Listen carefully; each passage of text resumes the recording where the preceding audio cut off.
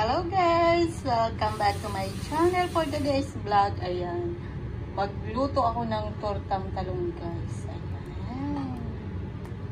Dito lang ako guys nag-iihaw. Ayan. Manguha tayo dito ng spring onion. Ilagay natin sa tortang talong. Masarap po ito at napakabango. Ayan. Kukuha tayong isang puno. Ayaw pang matanggal guys.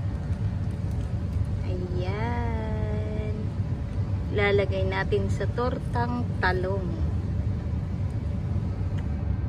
Ito na guys yung na-harvest natin na spring onion. Ilagay ko na sa itlog dahil magluluto nga po tayo ng tortang talong with ham. Ito po yung salt na gagamitin natin.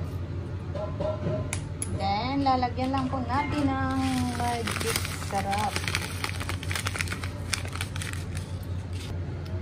Then, i-mix lang natin yung ating ham. Isang pirasong ham po yan. Yan, hiniwa-hiwa natin ng maliliit. Then, i-mix din po natin ng mabuti para matunaw yung magic sarap. Magic sarap. Talagang magic ang sarap. Ayan po ang ating tortang talong with egg and ham. I-level up naman natin guys yung ating tortang talong para maiba naman at para lalong masarap. Then ilalagay na po natin ang ating nag-iisang tortang talong. Ayan guys, ipiprito na po natin. Ito na guys ang ating mahiwagang kawali with mantika. Ilalagay na natin ang ating tortang talong. Ayan. Ilalagay na po natin lahat.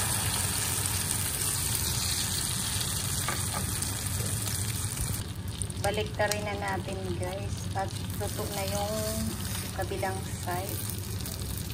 Hawakan natin yung ating talong. Wow!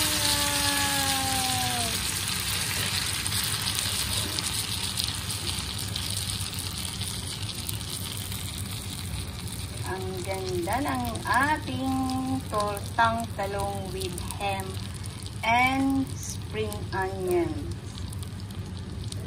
Antayin lang po natin na maluto din yung kabilang side. So, ayan na guys, luto na ang ating tortang talong. Wow! Ang ganda ng ating tortang talong. Ang ganda guys. O, diba? Ito na guys, yung ating tortang talong with ham and spring onions. Ayan, napakabango guys ng spring onion at syempre mayroon tayong inihalo na ham.